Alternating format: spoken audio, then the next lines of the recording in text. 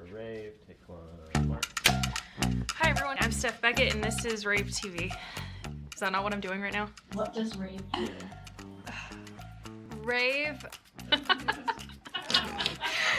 rAVe is a full-service creative agency that provides AV companies with creative services, marketing, and public relations support. What don't we do? We do it all. We have Pubs, which is our publications now, which is our live events, Create, which is our creative services, Consult, which is helping brands amplify their message, Speak, which is the live speaking and keynotes that we do, Storytelling, which is our PR and copywriting services, and then we have Launch, which is our live events. I work under the Create talent. You have graphic design, you have day-to-day social management. There's so many different aspects. It is so limitless. rAVe Create is the worst talent. If someone said that rAVe Create was the worst talent, they would be lying. And Speak is the best talent, and I've never lied. Like whatever president that was that chopped the cherry tree and felt really bad and didn't. Is it Abe Lincoln? I'm Abe Lincoln of this office. My talent is rAVe Speak. We will be a personality or a host for different events within the industry. One talent I fall under at rAVe is rAVe Now.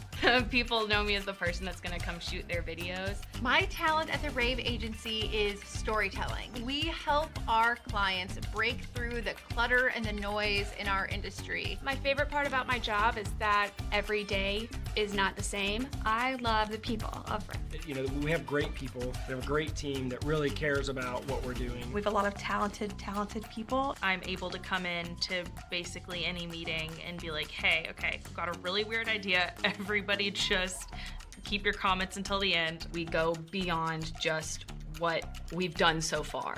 We're always doing something more.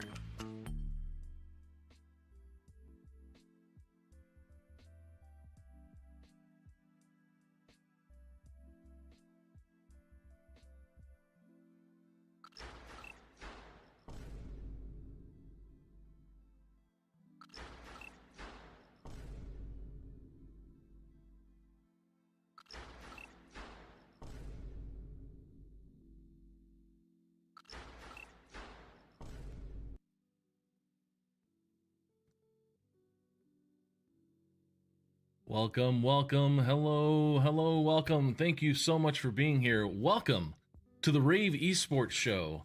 My name is Bubba Gaedeert. I am your host today. Man, I'm super excited. If you have been watching along on social media this last week, we announced this show that's going to be so much fun, the first and third Thursdays of the month. Going forward, I'm super honored and excited that I am able to partner with the rAVe agency and rAVe Pubs. We've got a great show today. A really huge shout out to our sponsors for the show is Extron and Neutra Group. Thank you so much for your support, which if you don't know, this show also supports the Video Games and Esports Foundation, the foundation that I get to run and get to support students from all over the country, North America, anywhere, support them with grants and scholarships because video games and esports is the fun stuff that I get to do every day.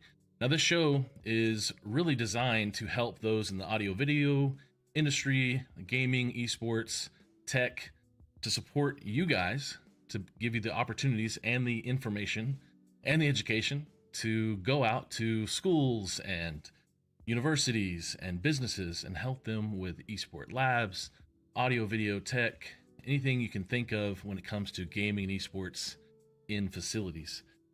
Like I said, the Video Games and Esports Foundation is the charity that we're supporting. You can type VEF in the chat, !VEF, and you'll get a link to be able to donate. Here's a quick little blurb about us. You can also use !charity.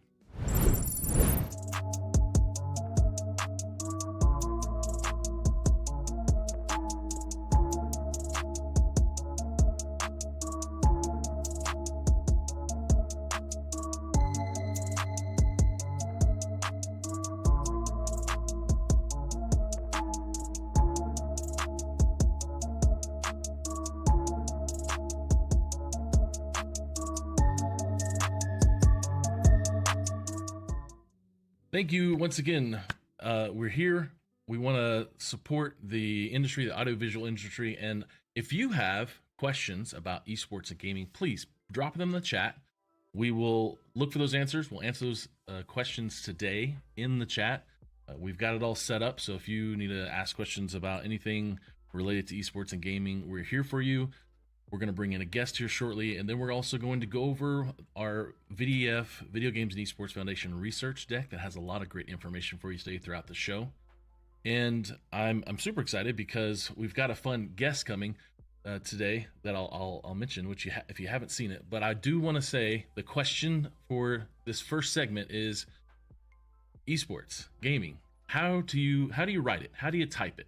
I want to get the audience's opinion on how you write esports correctly in a sentence or in a title.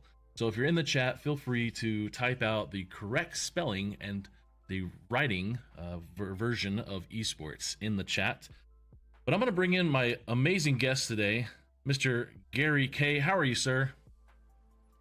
I am so excited. I'm honored to be here, and I'm very excited that this first show has finally come to fruition. It's something we've been planning for over 6 months. We've been talking about the esports industry for about 6 years now, believe it or not. I went back and looked about the first time I started writing about it. And I'm just honored that you're part of our team to bring this to the industry twice a month. This is going to be a show that we're going to do every Thursday at noon. Every other, I should say first and second Thursday of the month. First and third. So twice a month. We've already got half the year planned out, but we're still taking requests. If you're an expert in esports and you're interested in the esports industry and you've got something to contribute, you've done an esports venue, whether it be in a student union or a classroom or an arena, reach out to me, reach out to Bubba and say, I want to be a guest. I want to show off what I've done. We want to do a show where we talk about case studies and some of the venues that you've done. We put an esports venue in at the University of North Carolina. We'll show you that later on in the year as we go through this. But Bubba, you're awesome, man. You are the guy, and I'm really excited about today's show because you're going to share data, like actual data on what's going on in esports, how big the industry is, what the opportunities are, and I do know the answer to the question on how you write it because you corrected me. Well, we in the industry try our best to educate on those things, and what I've known and what I've seen is the esports and gaming industry. We're just picky and entitled. We have to have it a certain way. I don't know what it is, and we decided let's follow the APA standards. And if you're in the chat, go ahead and feel free to type in the correct way to actually write out esports. And so, give me the definition. What is the way to do it, Gary? Well, are you asking me to answer the question, or are you just, the way you told me is capital E, small sports, instead of the opposite way, which is the way I was writing it in all my articles, small E, big S. You said capital E, small sports is the proper way to type it. I hope I remembered that correctly. Am I right? Let's see. Let me pull up the part of the deck we're going to look at today right here, and I'll pull that up. So the how to write esports correctly is capital E sports or all lowercase. Now the reason you see it capital in those bottom two right ones is because it's a title, and that's the only place you would really use that besides the front of a sentence. So you got it. Way to go. And if you're in the chat and you're saying the same thing, nice job. And we're going to cover a lot of that today, but Gary, I want to jump into while you're here a little bit about what rAVe pubs and rAVe agency and rAVe, there's a lot of rAVe stuffs. Can you walk me through all that? Yeah, so the rAVe agency is the umbrella organization, and we're basically three different groups. We are rAVe pubs, so we own a channel of publications, and there's 11 different publications right now, soon to be 12, that cover different vertical markets. Digital signage is an example. Higher education is an example. House of worship is an example. So we cover different vertical markets and industries, commercial AV, residential AV. And then the middle part is we're a creative agency that helps a bunch of brands. I mean, we've helped a lot of big brands out there, companies like Zoom and Sony and Epson and Legrand and a bunch of different companies out there that needed marketing help. But we've also helped the integrators market their products and companies better. So we do a lot of stuff like that. We do social media marketing. We help a bunch of associations with that kind of stuff. We do PR. we have a PR agency Okay. called Storytelling. And then the third division is Launch, which is our hybrid and virtual events platform, which is, used to host lots of events. So I'm sure we're going to do an esports tournament at some point in time. We'll use Launch to do I like that. that. But And the that's A, a little the bit A, about and us. And the reason why we're doing the A Go and the ahead. V is also capitalized in rAVe, Yeah, and it's yeah, also the A in and the Launch. V It's for spelled different. audiovisual. Mhm. Yeah. Our Launch is all caps, LAVNCH. But our heritage is AV, audiovisual, and that's where we came from. And the reason why we're doing this is we want to help the AV industry get into esports. The data's, it's esports is such an industry that covers such a wide gamut of gaming, right? That AV is probably part of about 3 to 5% of the total esports market, but easily could be easily could be 25%. Companies like Epic Games that do Fortnite tournaments, they run them themselves, but they could be using an AV company to help grow that. For example, there's not a single university in the United States, at least, that isn't looking at integrating esports for two reasons. Number one is the NCAA is supporting esports Division I scholarship teams, and there's about 20 to 25 universities that have that for women's sport, for women esports gamers, and they'll add men as well eventually. And then number two, it is another way to get the student body interested in something that is in between athletics and academics, right? I mean, esports in somewhere around 600 or 700 colleges around campus have either club or esports teams of some type, right? And some like USC, in Southern California, they have 2 or 3 esports teams that are actually really competitive. UC Irvine has got probably one of the best esports teams in the country. So we want to help universities. We want to help the AV industry, help universities get into esports, because this is a big market. The other thing, Bubba, is a lot of people may not know this, and I hope that you'll talk about it eventually on your show, is that the International Olympic Committee just 2 weeks ago said we're going to make esports an actual Olympic sport. That's going to create growth all over the place, because one area that has not grown very much in esports has been Europe, and that's because they don't have team sports at universities. But when it becomes any sport has become an Olympic sport, like snowboarding as an example, one of the recent Olympic sports, when it became an Olympic sport, it all of a sudden grew in Europe, right? Europe kind of adopted that sport because it became an Olympic sport. Same thing's going to happen with esports. Asia's already been big in esports. I'm sure you'll share that data. The US has been big on it growing. During the pandemic, obviously everything kind of slowed down, but it's ramping back up rapidly right now. And like I said, if you've got relationships with the university, I guarantee you they're looking at esports. But if you're in Europe, it's not a big thing yet. But once the Olympics start hosting it, guarantee it'll be a big thing. Love that. Now, when I think about what you guys are doing, and you're supporting the industry with all the different verticals in storytelling, in launch, in publications, how do you see your organization coming to the top, or this new being the first, I guess, with this show? How do you see your organization, all the verticals you have, stepping up to support the esports and gaming industry? Well, before going live today, I did some research and looked at all the publications in the industry and all the associations. And I, good thing is everything's online. And I looked and tried to find anyone who had been talking about esports before us. And I think we are the first. We're the first publication that talked about it. We're the first organization that really started making it a thing that we talked about. And it wasn't. It's not like we invented it. By far, we did not. In fact, the reason why we started talking about it was companies like AVI Systems started building systems around esports venues, and other integrators like that. But what we want to do is help everyone. We're all in this together.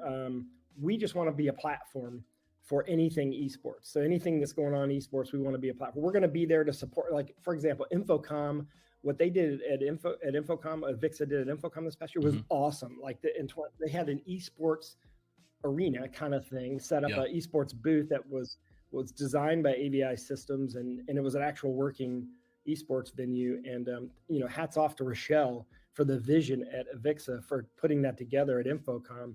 And we want to help them. We want them we're going to have them on our show. We're going to have Brad Sousa from AVI to talk about it. We want to help promote that this will be back at Infocom 2024. We want to help be part of it. We'd love to have you as part of that at Infocom, or, we're going to support any way we can the industry's growth. We're going to put out educational pieces.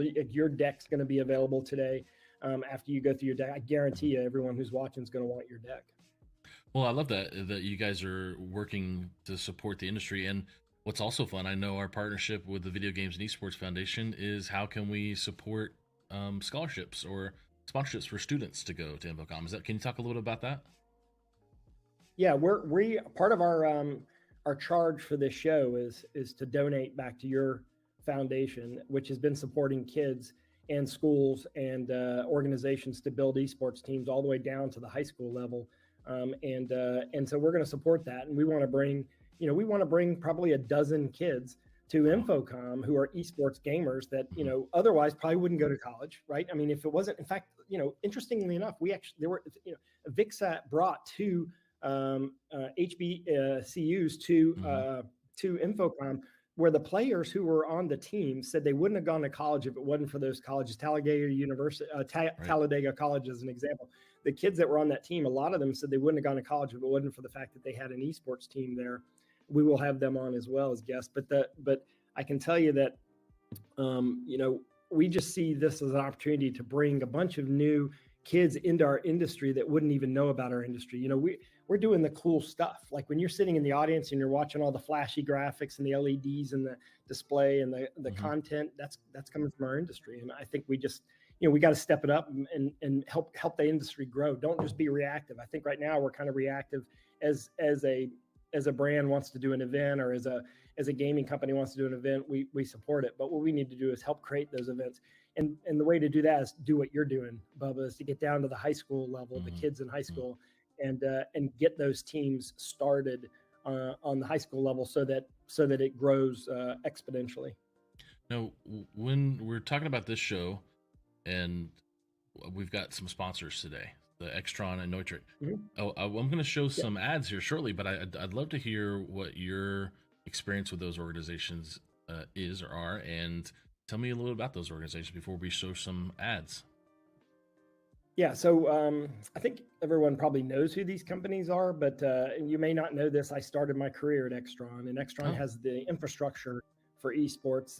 They do the traditional digital media distribution through HDMI and whatever, HD-based, but they also do AV over IP distribution, which is primarily what's being used in esports venues because we're going over the network. So they have the whole infrastructure for that. We'll bring them on as a guest. I think maybe in a couple of weeks we'll have someone on from Extron who runs the esports program inside of Extron to talk about how they can help you get into esports, because they have a whole program as well, and they have a set of products specifically for esports. And then from Neutrik's standpoint, I mean, when you talk about the live events and connectivity and reliability and speed and security of these venues, Neutrik is what they do. I mean, they are a connector company. But they actually have an entire esports division that is focused on growing esports. But we have a few other sponsors coming here in the next few weeks that we'll announce. We're not ready to announce them yet. We wanted to kind of start out slow and grow as we go. But we're really, really excited that Extron and Neutrik jumped at the opportunity when we brought it to them. We haven't really talked to a lot of other brands out there. If you're a brand that you really feel like you can contribute, whether or not you want to be a sponsor or you want to be a guest, just contact me, because we'd love to have you on. 100%. Well, Gary, this is great. Any last parting words about the show and maybe something to look forward to? Break a leg. I would say break a leg. I'm honored that you're part of our team now at rAVe. You're a raver. You'll be an Infocom with us, so people will get a chance to meet you. But I hope people will check you out online. If they just Google you, they'll see how big you are in esports. You've been involved in esports for a long time. You've helped. You're probably the single person that has helped more kids evolve from basement gamers into esports gamers than any other person. You're humble, but you've actually been sort of like people have looked up to you, but also you've been a bellwether for sort of the direction the industry's going. So we're honored to have you part of that, and I appreciate you bringing me on for the first episode. This show is yours, so I have a show already, so I'm gonna let you take this show. I'll come on every once in a while when you need me, but otherwise I'll see you at InfoComm. You have a good show, and Josh Kell is in the chat. Hopefully we'll have him on here in the future to talk about Esports Labs. Hey Josh, how are you? And with esports integration. And just to think of that, Gary, I mean, yeah, we've got a fun lineup. We're talking about AV, we're talking about Esport Labs, AV Technologies, tech, some executives we're going to talk to, college esports, audio, virtual reality, metaverse, and the gaming landscape. We've got a fun lineup, and I'm so excited to get started, to get rolling. And man, thank you so much for coming on for this first part of the segment. Yeah, thanks for having me, and have a great show. I'm going to watch now. I'm going to be like a regular person and watch the show as you do the show. So thank you very much. And thanks to the team behind the scenes, Carrie and Anne-Marie and Emily 100%. And Kirsten and Josh, all the people behind the scenes that have made this come together in the company. Steph, I mean, there's so many people, Kelsey, that are all part of this. So it takes a team, and we have a great one. Yep, you sure do. I'm happy to be a raver. Do I get glow sticks? We're not that kind of brave. Oh, okay. But you might get a hat or socks. We got some stuff like that. We'll down. Definitely give I'm you down. some stuff. I'm down. Okay. Well, thanks, Gary. Appreciate you, sir. Talk to you later. Yep. All right. Take care.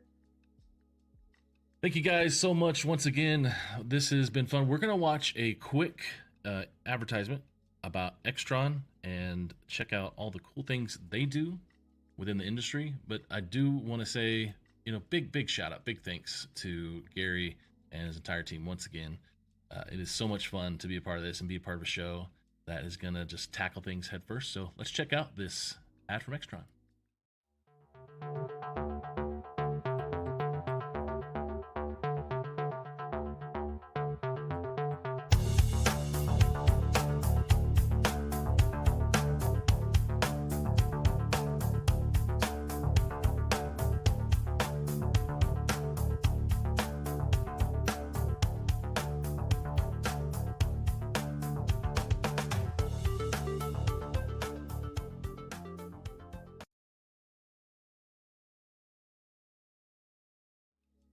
Extron.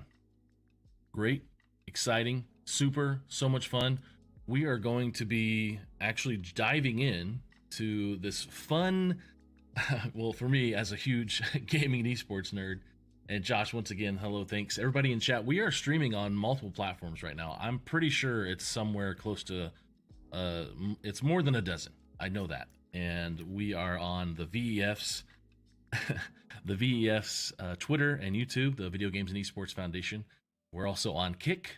That's the newer streaming platform. That's the answer to Twitch, I think, somewhat. We're on LinkedIn, on my channel, as well as my Facebook, Twitter, Twitch, and my YouTube. But we also get to stream all over rAVe stuff. We're all over their channels on everything. I don't even know what it is. There's multiple that's on their website and everywhere. So we are just having so much fun being able to be in many places at once. I feel like Santa right now because I'm just I have been actually, Josh, in the chat, you have called me Santa of esports. So thank you for that. I'm glad I got to throw that in today. But we are going to jump into this really great and exciting deck. If you want to go to vef.gg, you can check out this deck. It's on the homepage. And I've just spent 3 or 4 years just trying to gather everybody's information in one place. And it's not easy because here in the industry, we spend a lot of time trying to figure out the right answers because we're so segmented. The gaming and esports industry is segmented. And if you are out there right now and you're watching, drink some water because it's important. Drink a big water like I have. Hydrate. But when we get in this deck, I really want to just make sure that you know this deck is actually a lot of fun. You can download it. It's free to use. It is a Google Doc presentation, so it actually gets updated quite often. I'm always adding stuff to this. You can also watch a video here on the third page. You can watch the video of me presenting it, and it's a little older version, but I'm definitely getting to doing it. But this presentation is for everybody around gaming and esports: students, families, educators, business, government. It is for everyone. And what's fun about this deck, if you want to use it, you can jump around to different parts of the deck and move around, and you can go places. So use your keyboard, whatever. Look, there's Josh Kell right there. Oh my gosh, how funny. But yeah, back to this slide here. We'll jump through. We've got these different opportunities here with the table contents. We'll be jumping into that. We're going to go through this pretty fairly quickly in about 25 to 30 minutes. But if you don't know what the Video Games and Esports Foundation is, we actually started out as the Varsity Esports Foundation back in 2018. We noticed there were all of these schools, high schools in North America, that were playing with the High School Esports League, and they were all in the suburbs. I had met Mason, the CEO and founder of the High School Esports League here in Kansas City, and I saw all these pin dots on their map. It was all in the suburbs. I was like, well, I worked at the YMCA for a long time. I worked with a lot of youth, a lot of families that are disenfranchised. How do we get access to these schools in the inner city and in the rural areas where access is difficult and the funds are not the same for esports and gaming clubs? Well, we created the foundation. So 2018, we sat down, we created the foundation. A year later, I left the sports industry, the traditional sports as I now call it, which is funny to call it traditional sports when everybody just calls it sports. And I became the executive director for the Video Games and Esports Foundation. We love what we do. I have so much fun doing it. It provides me the opportunity to come on shows like this and be supported by wonderful organizations like the rAVe Agency or rAVe Pubs. But yeah, we get to send out lots of scholarships. I'm sending out a bunch right now to high schools and college students all over the North America. Some go to schools in Canada. We've sent stuff to other places. As Gary said earlier, we don't have the traditional sport scholarship as you do here in the States, like in other parts of the world. So the scholarships are definitely needed here, and especially supporting those kids from Title I schools. And we're going to jump in. Let's jump in. What is esports? For those who are interested in learning more about this and you don't quite understand everything, and you haven't watched one of these shows yet, or you haven't been listening, or you're new to the industry and whatnot, well, we're going to jump into it. We do have some online courses that we're actually redoing with the support of a great partner. This next month, that we'll be rolling out at the beginning of the year, not the school year, beginning of the year in January, with a whole new lineup of online video courses for free that people can take, because we want to help provide that education source. And it's just going to go along with a lot of this video content that you're watching now and today. We did cover this earlier, how not to write esports, how to write it correctly. We've got it there for your reference. And what's the difference between esports, gaming, streaming? Well, we look at esports as competitive video game playing. Okay? Competitive video game playing. And gaming, you can look at amateur or recreational gaming. And then streaming may not even be gaming. I streamed on Twitch for 2 years doing artwork on Photoshop, and I didn't play a whole lot of games on there. But when you look at what the difference is between esports, gaming, and streaming, we have the data for you to let you know that there's a difference.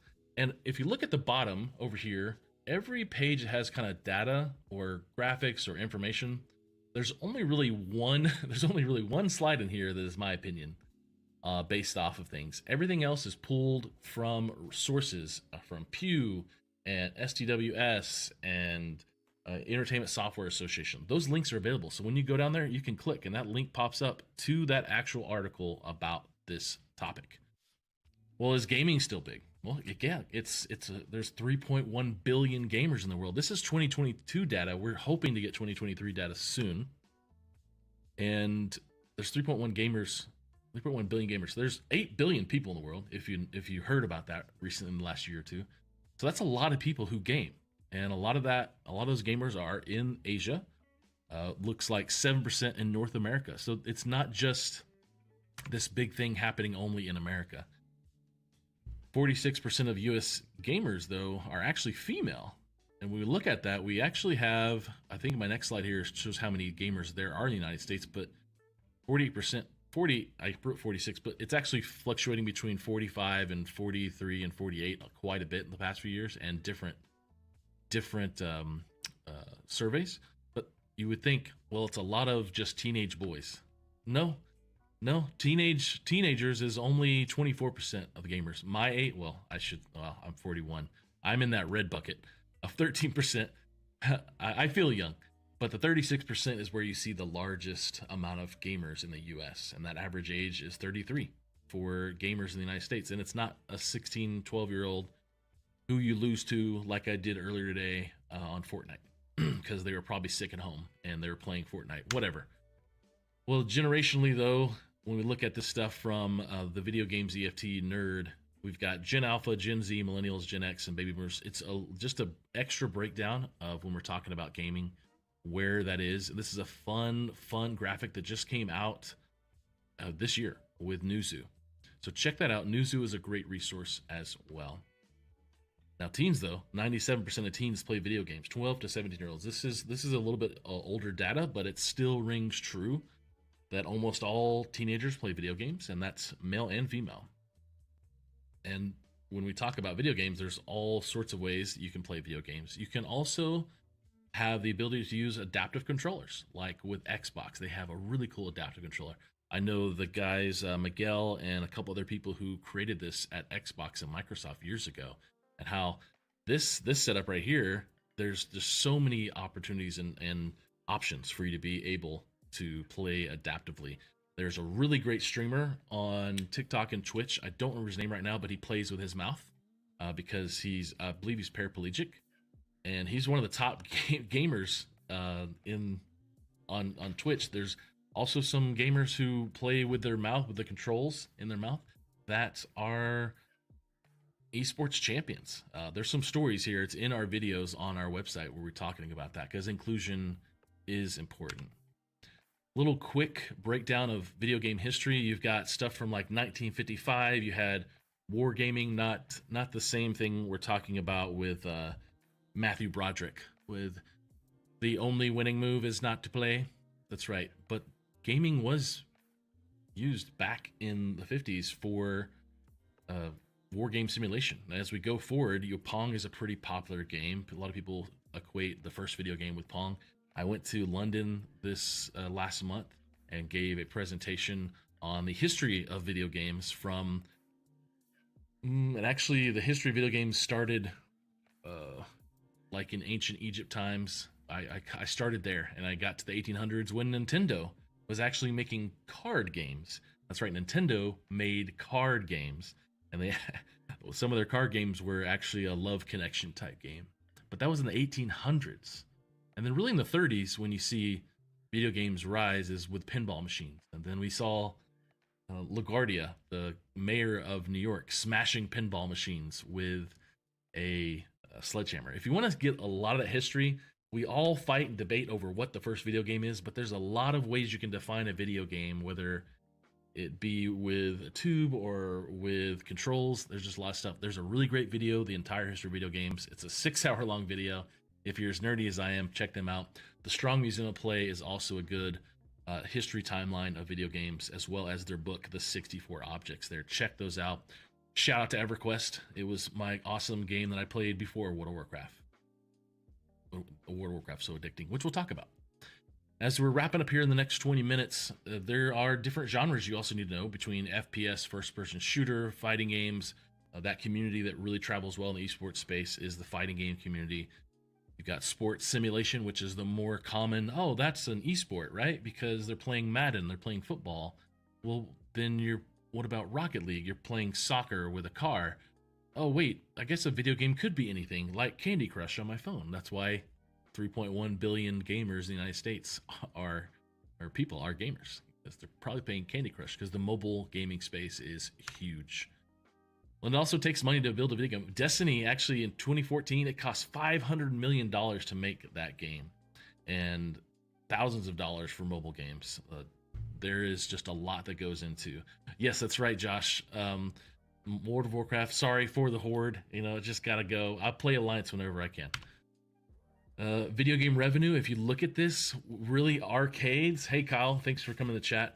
Arcades were huge. If you are 41, around my age, you are a millennial, you probably spent some time in an arcade when there were things like Mortal Kombat, which was a fun political debate, Street Fighter, other games, Pong, Skee Ball. We had definitely some fun back then in the arcades, and looks like Kyle says, my uncle bought me EverQuest one Christmas so I could play with him, but I was already deep into WoW. He asked me monthly if I installed it yet. I never did. Well, yeah, you should have done EverQuest first, but I understand. If you look at this game revenue, you then see how mobile is much larger there on the right, where that's where most of the gaming happens across the world. And the reason is because mobile gaming is accessible, especially for anywhere from third world countries to places with limited internet. Mobile gaming is accessible because a lot of people have cell phones, and PC as well as console get in there as well. But I mean, the cloud and VR stuff we're going to be talking about here later this series and the season, and the metaverse, it's going to be fun, and it is really changing rapidly right now with AI and ChatGPT and everything else happening in the space. But gaming really is a $1 billion industry, and we look at that because, like I said, the mobile games in part of it is, I said $1 billion, it's a $196 billion industry. Gaming is huge, 53% right there. And by 2025, $225 billion. And if you don't know, that is bigger than movie and music industry combined. That's right. I know you hear that data, you hear that stat. It's an important one, because how could gaming be much bigger? Well, when we talk about movies, look at all the movies that are actually based on video games. Kyle in the chat says, the new metaverse avatars, Zuckerberg showed me Evergo. You know, I saw the Lenovo Go handheld the other day. Golly, that thing looks good. That's right. The metaverse, will definitely talk about that. But movies? Hey, 1993, I feel like, was the first movie I watched with the Mario Brothers, Super Mario Brothers, with Anthony Hopkins and John Leguizamo, and they did the Mario Brothers. And then just, of course, last year, the Mario Brothers with Chris Pratt came out, Jack Black as the villain in the movie. But I think, from what I understand, is Nintendo saw that Sonic was doing so well that why don't they make a video game? Even though, you know, Sonic and the eyeball and the eyeballs and the graphics had to be redone because the community didn't think it was good. But look at all these movies that are made from video games. This is not even all of them. Music concerts, that actually that's moved. It's now Travis Scott, Marshmello, Ariana Grande in Fortnite. If you've heard about Fortnite, if maybe you haven't, but Fortnite is a very popular game the past 5 years. Got big in 2017, 18, 19 after Ninja, a very popular gamer, played with the Canadian rapper Drake. They got big, but they have these concerts. So it is a virtual world you're going into, and you're watching a concert with your friends. So instead of maybe going to watch a concert in person, you could do it online, which is definitely a possibility. Now, it's an inexpensive form of entertainment as well. If you look at gaming, 17 cents on average cost an hour compared to a movie. You know, it costs you $14, $15, $20 to go watch a movie. Let's not consider popcorn and everything to go watch a movie, but it's cheaper because you can play it for longer, right? And there's a difference between SaaS subscription and gaming you buy, like you buy a CD case, or you buy the game like a Call of Duty. You pay an exorbitant amount of money, $70, to have fun with your friends that you don't get to see as much, but you did during COVID, and it was a great connecting tool because Call of Duty is great. But there's subscription-based games and free games, so it's a lot cheaper. If you look at it, entertainment is a better form of it. We talk about economic output. I mean, this is an older number, but it's gone up, especially during COVID. This was a lot higher. Now there's a little bit of a relaxation in the tech and gaming space for sure, with a lot of layoffs for the past few years. But the gaming space is still big. It's going to get big. It got bigger in COVID. It's going to grow and swell. There's going to be a winter for a while, and then we'll have another gold rush. That's exactly how it always works. Look at the salary ranges for gamers and esports players. I mean, the 60K there on the top left, that's just for their salary. Imagine their sponsorship is larger and their influencing power. Just like a NFL athlete, If you haven't heard about Taylor Swift's boyfriend, Travis Kelce, here in Kansas City, if you're living under a rock, yeah, he's got a lot of sponsorship deals. My wife and I were driving past his house the other day, and he's got a par 3 golf course. I don't know why I'm going down this path, but a lot of us do. We're all obsessed with Taylor Swift and Travis Kelce. Let's just be honest.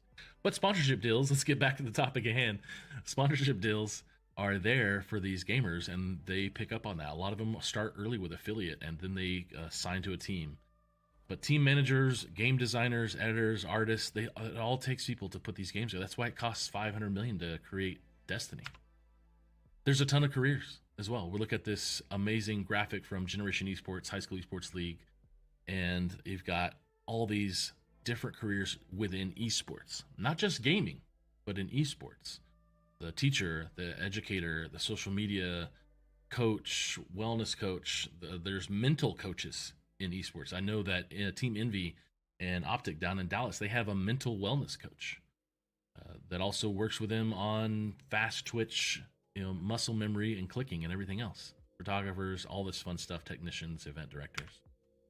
I also love this really amazing book I've got somewhere over here sitting on my desk. I can't see it right now. There it is. I've got a few books from Connor. We've got this 100 Jobs in Esports. Check that out, 100jobsinesports.com. If you'd like a signed copy of this book, I can get it for you. I've got a box full of them. But Connor, Coach Alney, you want to use code VEF and check out that link. I love this book because in the jobs of esports, I know Josh knows him. He built his arena for him down in Ottawa here in Kansas. It's fun because you can look at this job description like a live producer, and if you don't like it, you can say, okay, we'll go to page 82. It's just a fun book. He's got another fun book if you haven't checked that out, Gaming Callouts 101. Connor, thank you for so much you do. I'm super excited to work with you some more. And look at all these careers. This is a graphic that has a ton of careers. I showed you a smaller one. This is by Nico Bassomes in France, who does a ton of research. But that's just, I would say that's not even all the jobs. But there's a lot of careers. If you take esports out of the middle and you put NFL or you put NBA or whatever in the middle, a lot of the same jobs in esports. I was talking about this the other day to my wife because I was talking about how we were traveling, and I feel like as a gamer I can really read a map better. And this is not a sexist remark at all in the car driving, but she can show it to me and I can memorize it real quick and know where we're going because I need to focus on driving. But it's because I'm a gamer. Gamers of any age, race, creed, gender, we have the ability to do that. And that's why the FAA hired a bunch of gamers, which my friend works right next door at the FAA building here in Kansas City. And he's a huge gamer. He actually plays a lot of Call of Duty, and it helps watching the map and concentration. Why is esports big? We're getting there. Well, as Gary alluded to earlier, the Olympic Esports Week actually happened this year. We had a huge Olympic Esports Week. I was very impressed compared to what the Olympics did with esports a few years ago. And the Asian Games is doing a lot of stuff. Actually, the Asian Games have been doing stuff for quite some time. But the Olympics this year in Singapore, they had Fortnite, Rocket League, basketball, Street Fighter 6, Tic Tac, Bow, which was a archery contest, e-baseball, chess, cycling, Just Dance, Gran Turismo, sailing, and taekwondo, and tennis. Now, Fortnite was not a battling one. It was a creative map. You had to take shots and jump through things. It was really cool. Rocket League, simple Rocket League. Basketball was a different game. Street Fighter was more of a kind of exhibition. And chess is just huge. Chess is just huge online. Just Dance was fun to watch those people compete with Just Dance. And the Gran Turismo with the driving. I mean, it's just great to see what's happening. If you want to check the closing ceremony out, it's pretty good. The guy, the announcer, is really fun and exciting person to watch. But Olympics and esports, and what are we going to see next time in 4 years? Well, we'd love to see a lot of the games that we actually play in esports. Fortnite, Rocket League is just really those two, the bigger ones. How do we get Valorant? How do we get these other large games into the Olympics? That's us being picky in the esports industry, as I alluded to earlier. Esports, though, is a $24 billion industry. There's a debate about it being either $1 billion or $24 billion. Well, it just depends on what you're really gathering. But you can check out their International Journal of Esports down at the bottom for why they have that number. But $24 billion, still, that's only a little bit. That's 13% of a $180 billion industry that's gaming. It's not as much as you think, but it is growing constantly. If we look at the timeline of esports history, we look at the first esports event, which was Intergalactic Space War Olympics back in 1972. It was an event that was held, I believe, at MIT and Stanford in 1972. And the prize, if you read here, was a year-long subscription to the Rolling Stones magazine. That's right. If you wanted to win something, you could win a Rolling Stones magazine. Now, later in the 80s, I believe there was like a Pac-Man contest with Pac-Man Fever and all that stuff that went on. And I think a Lamborghini or a Corvette was the prize. There's different pricing around the esports now, because especially in 2019, we had a $3 million prize for Kyle Bugga Giersdorf, who won $3 million for playing Fortnite at the Fortnite World Cup in 19, which, before COVID, it was going to explode the next year, but it just didn't. And you look at the Free Fire World Series 2021, it was 5.4 million. And that 5.4 million the viewers who watched, they actually had a big prize pool as well. And you look at the 2.3 million viewers for the Fortnite, there's just a lot of stuff. And I think I have this monthly activity and some other pricing I'll talk about here in a minute, but really a lot of people viewing. 80.6 million active monthly players playing games. Mobile Legends is a huge game around the world. It's a play on League of Legends, but it's a mobile version because it's more accessible. CSGO is still big. Free Fire is like that version of Fortnite that's played in Asia, and Valorant is also really huge. Hey, but 28 billion hours of gaming was viewed in 2020. That's a lot on Twitch and other places like Facebook and YouTube. I always love using this graphic, and use this as firepower if you are talking to someone at a school or anything else to be able to get them interested.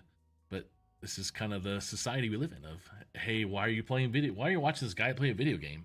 And then dad goes back to the TV and watches sports ball. It's just a common thing. Now, before we get rolling any further, I'm going to drop in our ad about Neutrik. They are an amazing sponsor today, and I'm super excited to have them with us. But let's watch a real quick ad. When it comes to esports, the Neutrik Group's robust locking connectors and cabling products will keep you in the game. There are many aspects that need to be considered when setting up a new esports venue in your facility, whether it's a basic room or an entire arena.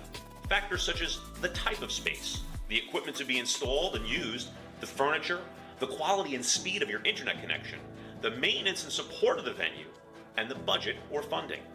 One of the most important things in any esports environment is connectivity. This is where the Neutrik Group may be of assistance.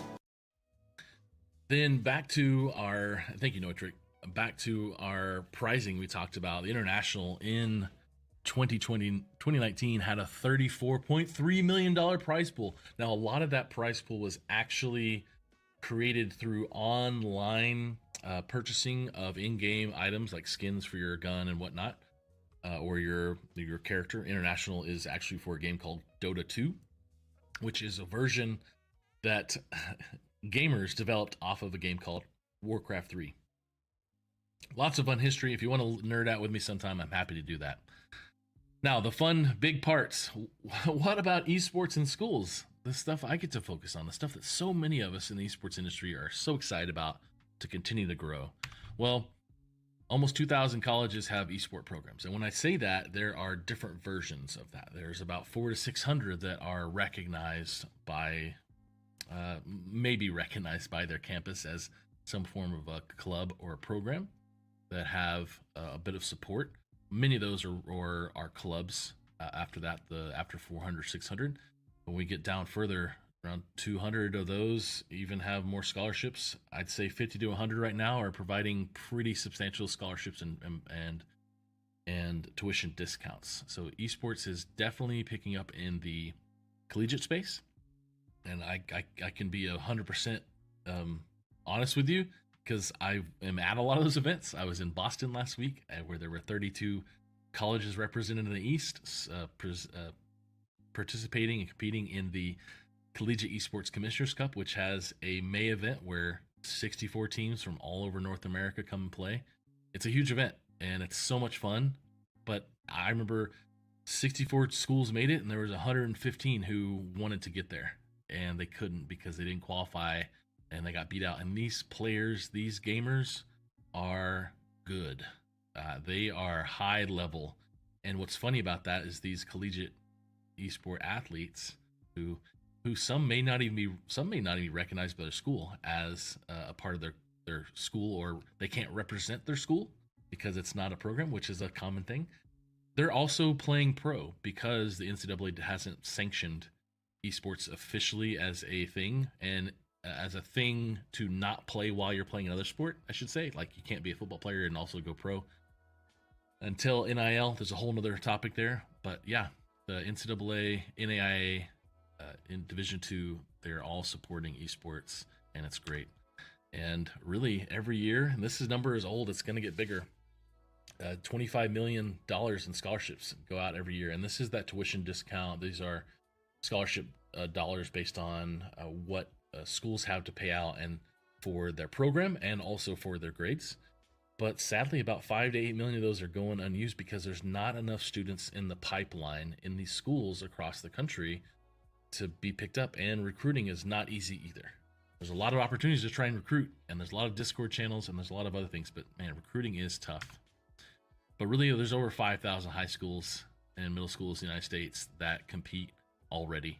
Out of the 35,000 high schools in the United States, 5,000 of those are competing. So what that means to you out there trying to get schools with esport labs, you've got 30,000 client possibility.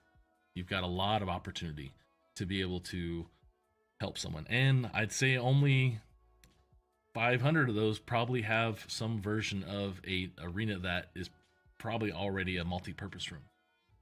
So there's opportunity to grow. Check out this fun stuff. Oh, I should add myself. I'm actually an author as well to the new streaming and shoutcasting gaming concept courses. Check those out at gamingconcepts.com. It is the world's first textbook for gaming and esports. It's been around since 2018 or so. Check out those books at gamingconcepts.com because these kind of groups, these kind of curriculum classes help with GPA and attendance, and it's exciting. There's a sense of belonging when students are participating. 82% of them say they never participate in any other extracurricular activities. And it supports STEM and STEAM, science, technology, engineering, arts, math. There's a ton of opportunity to grow, and there's a ton of benefits. Esports, digital literacy, digital citizenship, knowledge, problem solving, collaboration, teamwork, it's all there. But I also want to make sure I talk about these benefits, but I want to say there's also addictions and violence that we hear and we talk about. Well, addiction can be true. Really great organization, Game Quitters. Check them out. Intenta with their Game Quitters program. I took it. I took their 90-day fast from video games in 2021. I lost 40 pounds, and I loved it. I have done 2 or 3 of those in the past as well. Done a 30-day to 90-day video game fast. And it's important for you as a parent, as a gamer, as a spouse, to know there can be addictions to video game because it's recognized in the DMS book for an addiction, just like alcohol and other things. So it is there. Please check them out, gamequitters.com. But they have a question always with game screen time. Well, Oxford has actually studied this, and if you're looking for firepower to talk to a school or an organization, said, we don't want gaming to be involved because the kids just spend too much time on video games and it's not good for their brains and all this other stuff we've been hearing just as much as we've heard about television in the 50s and whatnot. That's all there.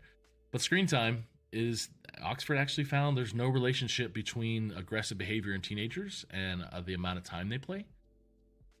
The aggressive behavior toward others, it's not there. It's actually been studied, and the idea of what's been studied as well is the violence in video games. Well, violence is bad. It's happening in video games, and it's making our kids violent. Things are happening. Well, I'm here to tell you the American Psychological Association came back with the same study saying, hey, in 2015, we actually said that there's no correlation between that. It's just a lot of loud people saying loud things. Because we look at the games of violence and game purchasing going up, but crime rates going down. What's the connection? Violent gun deaths compared to video game revenue. Where's the connection? This is my only opinion. is this slide right here. If you want more information about this opinion, please go to vef.gg. You can also go to vef.gg/donate to donate, or type !VEF in the chat. There's online rating tools. You as a parent have the ability to keep your kids safe, just like you do with movies. And there's rating guides both in the United States and that is Europe on the right side of the PGI. We ask if esports is a sport. Well, sports requires you to move and there's rules and it's called skill involved. Well, you also move and you train just like you would for a real sport or a traditional sport. And lastly, as we wind up with health benefits, the benefits of play, fun facts from esports, the Entertainment Software Association, the benefits of play, joy, cognitive skills, problem solving, supports mental health is a huge deal, helping with moods, anxiety, loneliness, cognitive skills, mental health, strengthening the ability to learn, female gamers in gaming, STEM, a lot more careers available now because there's more females playing games, less likely to get bullied or becoming addicted to things because you are using you're using competencies that you wouldn't normally get if you weren't. And we tend to think of kids and seniors being okay to play video games because that's learning or that's helping with memory. But really, gamers my age also need it. It's good for your well-being. We've got cognitive benefits of video games. We've got increased gray matter. We've got memory improvement, helping you, speeding up your learning. There's also, I love this one because out of things like TV, social media, and regular computer use, video games, with a comparison to all those, actually showed, it was the only thing out of those that video games was the only one that showed no association with depression. Now, is there toxicity? Is there a thing that can, in the video games, that can cause issues? Yes, but the one-to-one, it's not associated. There's joy and connection in video games. Please donate. You can donate now at vef.gg/donate or type VEF !VEF in the chat. This was our first episode. Please go check out any of the stuff we have available. Check out the rAVe agency, rAVe pubs, Extron, Neutrik. We are super honored to be able to finish our first show and give you the information you need. Come back in 2 weeks where we're going to have a special guest and a special topic. And we'll be promoting that and asking you to RSVP and share those shows with the people out in the world. And we want to make sure that you are prepared and you are educated when it comes to esports and gaming. Kevin Diltz, thank you so much for being here in the chat today from Extron. Appreciate you, sir. I love being able to talk about this stuff. We're going to have a great series with the rAVe Esports show with me, Bubba Gaedeert. I appreciate you once again. Stay amazing. See you next time. When it comes to esports, the Neutrik Group's robust locking connectors and cabling products will keep you in the game. There are many aspects that need to be considered when setting up a new esports venue in your facility, whether it's a basic room or an entire arena. Factors such as the type of space, the equipment to be installed and used, the furniture, the quality and speed of your internet connection, the maintenance and support of the venue, and the budget or funding. One of the most important things in any esports environment is connectivity. This is where the Neutrik Group may be of assistance.